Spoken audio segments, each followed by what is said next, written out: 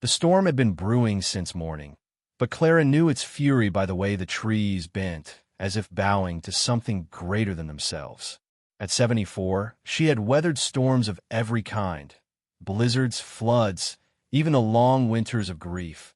But this one rattled her small cabin as if determined to remind her she was only a guest in this wilderness. The windows shivered, the doorframe moaned, and still she sat quietly, rocking in the chair her late husband had built, the firelight flickering across her lined face.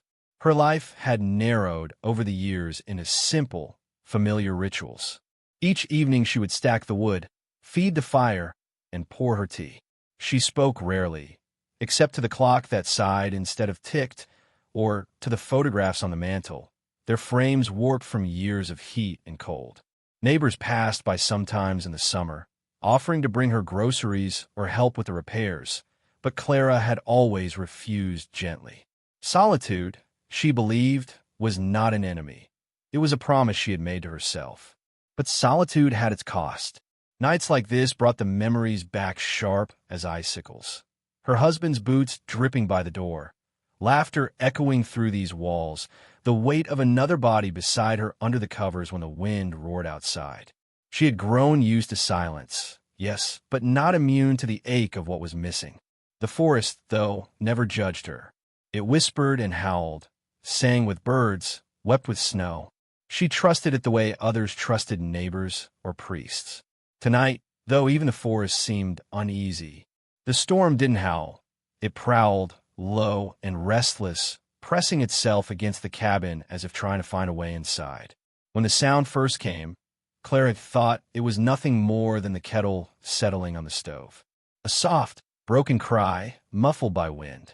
She paused, listening, her teacup hovering midair. Then came another, louder this time, raw, carrying pain that pierced through the blizzard's roar. She set her cup down, her chest tightening. She rose carefully, pulling her patched coat around her shoulders, the weight of it heavy but familiar. Her boots, cracked from decades of use, thudded against the wooden floor as she stepped to the door. For a moment, she hesitated, her hand hovering over the latch. This cabin had been her sanctuary, her shield against the world. Opening the door meant opening herself to something unknown. But the cry came again, high and desperate. Something inside her, long dormant, stirred awake. She unlatched the chain, pushed the door open a cautious hand's width, and let the storm bite at her cheeks. And there, pressed against the wall of her cabin, were two shapes she could barely believe. They were bears, small, trembling, broken by the cold, and staring at her as if she were their last chance.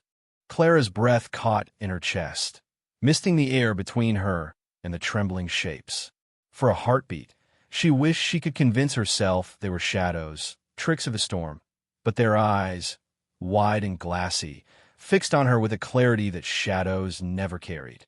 The larger one stood, half shielding the smaller, its fur clumped with ice, its body taut with a mixture of fear and exhaustion. The smaller cub tried to lift itself, made a pitiful, broken sound, and collapsed against the cabin wall. Clara's hand trembled on the doorframe. Bears did not belong inside a human home. Every story she had ever heard warned against it. Wild creatures were unpredictable, dangerous, and most of all, not hers to claim. The sensible choice was to shut the door, let the storm take back what it had delivered. No one would know. No one would blame her. But her heart refused to obey the rules her mind whispered. The cub's cry had been more than fear, it was recognition. Loneliness calling to loneliness. She stepped out into the storm, boots sinking into the drift, her coat tugged violently by the wind. "Easy," she murmured, her voice thin but steady. Her hands reached out, palms open, as though she were approaching frightened children instead of wild animals. The larger cub flinched at her movement, its ears pressed flat, but it did not run. It only watched, breathing shallowly, as though weighing her intentions. The smaller cub leaned weakly against her shin when she drew near, its fur stiff with ice and streaked dark at the shoulder. A wound, not fresh, but not healed either. Clara felt a pang deep in her bones, a pang that was older than fear, older than caution. It was the same ache that had driven her to nurse sick lambs decades ago. The same ache that had once had her holding her husband's hand long after the doctors had whispered there was nothing more to do. She lowered herself slowly, knees creaking, until she was level with the injured cub. Its body was shockingly solid under her hands, heavy with the raw weight of survival, its heart racing against her palm. She grunted with the effort as she lifted it into her arms, nearly staggering backward as the storm clawed at her balance. The larger cub let out a low, uncertain sound, part warning, part plea. "It's all right," Clara whispered, though her voice shook as much as her arms. "Come on, then. Follow us." Inside, the fire's warmth wrapped them instantly. Clara stumbled to the rug in front of the stove and lowered the smaller cub gently onto it. Its claws clicked softly against the floorboards, its chest rising and falling in shallow bursts. The larger cub hesitated on the threshold, eyes darting between Clara and its sibling, then stepped inside one careful paw at a time.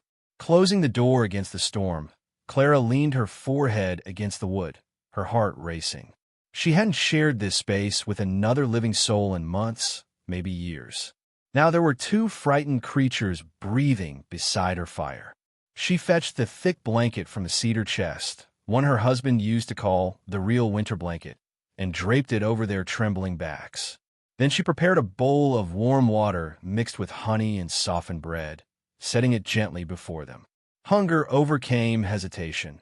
The larger cub dipped its muzzle, lapping greedily, while the smaller one followed with painful slowness. Watching them eat, Clara felt the silence of her cabin shift. It was no longer empty. It was alive, filled with the sound of trust forming, fragile but undeniable. And for the first time in years, she did not feel alone. The storm carried on through the night, but Clara barely noticed its howl. Her cabin, once a fortress of silence, now breathed with unfamiliar life. The two cubs curled together by the fire, their bodies rising and falling in uneven rhythm, the blanket tucked around them like children she had tucked in long ago. Clara sat in her husband's old rocking chair, her hands smelling faintly of wild fur and smoke, her eyes unable to pull away from the fragile creatures that fate, or perhaps something greater, had delivered to her doorstep. Sleep came in pieces, interrupted by the crackle of the fire or the soft whimpers of the injured cub. At one point, she woke to find the larger cub sitting inches from her knee, studying her with an expression too solemn for its age. Its dark eyes held something that unsettled her.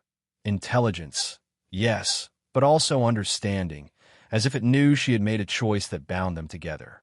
When she lifted her hand slowly, letting it sniff her fingers, the cub breathed fast, then settled back down with its sibling, sighing like a tired child. By morning, the storm had eased. Light seeped into the cabin, painting the snow outside in shades of blue and silver.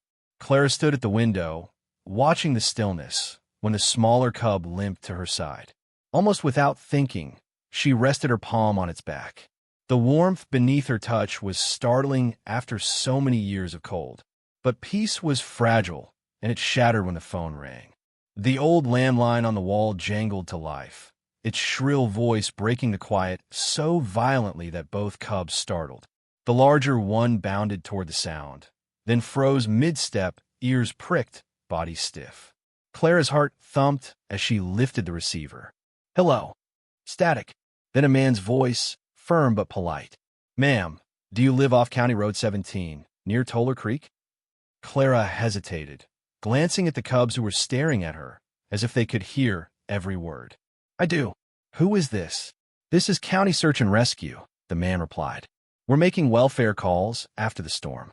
Roads are closed, power's out in places. Are you safe? Got wood, water, food?" "I'm all right," Clara answered carefully. "That's good to hear," the man said, but then his tone shifted softer, closer. "Listen, ma'am, have you seen anything unusual around your property? Any animals behaving strangely? We've had chatter. Bears spooked out of the eastern ravines. Maybe even people where they shouldn't be." Clara's heartbeat quickened. Her eyes fell on the torn shoulder of the smaller cub, the singed fur of the larger. Scars of pursuit, not of accident. And suddenly, she understood the weight of the man's question. She swallowed. "Just the storm," she said finally. "Nothing more." "Understood," the man replied, though she could hear disappointment behind his politeness. "If you do see anything, don't go out. It might be nothing, but it might be something. Stay warm, ma'am. We'll be in touch." The line clicked dead. The cabin seemed to exhale, heavy and tense. The larger cub had planted itself between her and the phone, eyes fixed on the receiver, ears stiff as if it understood danger lingered in that voice. A low sound rumbled in its chest, not a growl, but a warning, a bell tolling from deep inside its small body. "Hush," Clara whispered, though her own bones carried the same warning. She knelt beside the smaller cub and tended to its wound with warm water, herbs, and strips of an old flannel sheet. The cub flinched, but endured, its bravery resting in the simple act of trust. Clara whispered nonsense to soothe it, her voice trembling like a lullaby forgotten but remembered in the moment it was needed most. Just as she tied the last knot in the makeshift bandage, a sound vibrated through the floorboards, deep, mechanical, layered. Not the storm, not the forest. Engines. Clara stiffened. Through the window, she saw faint flashes of red and blue bouncing against the snow. Tires crunched, doors slammed, voices called out. The cubs reacted instantly. The larger one stood tall, rigid, its ears forward, its body a shield. The smaller pressed against Clara's leg, trembling but unwilling to move away. And then came a knock at the door. Hard, authoritative. "Ma'am," a voice called. "County Sheriff's Office. Please open the door." Clara's breath froze in her chest. She looked down at the cubs. One stood as her guardian. The other leaned on her for safety. And she realized the choice she thought she had made last night was only the beginning. The knocking came again, sharper this time, rattling the hinges and shaking a puff of ash from the stove. Clara stood frozen, one hand on the smaller cub's back, her other gripping the chair, as if it might anchor her against the rising tide pressing at her door. "Ma'am," the voice repeated, firmer now, but not cruel. "We're here to help. Please, open up." She swallowed hard, glancing at the cubs. The larger one had placed itself between her and the door, muscles taut, eyes unblinking. The smaller pressed so tightly against her leg she could feel its heart racing in frantic rhythm. Clara drew a breath, then another, steadying herself. Finally, she lifted the latch. Cold storm air rushed in, followed by the sight of figures in heavy coats, snow clinging to their hats and shoulders. Flashing lights from parked trucks bathed the morning in an uneasy glow of red and blue. The officer nearest to her had kind eyes, but his gaze dropped almost immediately to the cubs huddled by the fire. Relief flared across his face, quick and raw. "That's them," he said over his shoulder. "We found them." The words cracked something inside the silence of the cabin. Clara's grip on the doorframe tightened. The cubs hadn't just stumbled here by accident. They had been searched for. Tracked. The officer stepped inside, stomping snow from his boots. His voice softened, careful, almost pleading. "Ma'am, those cubs, they're not just strays. They've been through something. People are looking for them. Dangerous people. We're not here to take them from you. We're here to keep them alive." Clara looked down at the cubs. The smaller blinked up at her, slow, trusting. The larger stayed tall, silent, its body tense but steady, mirroring her own resistance. In their eyes, she saw the same truth she carried in her bones. Family wasn't always about blood. Sometimes it was about who stayed when the world pressed in. She tightened her hand in the smaller cub's fur.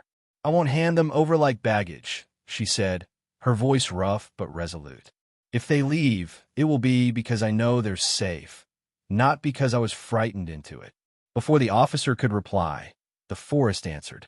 A gunshot cracked through the trees, sharp and echoing, so close it rattled the window panes.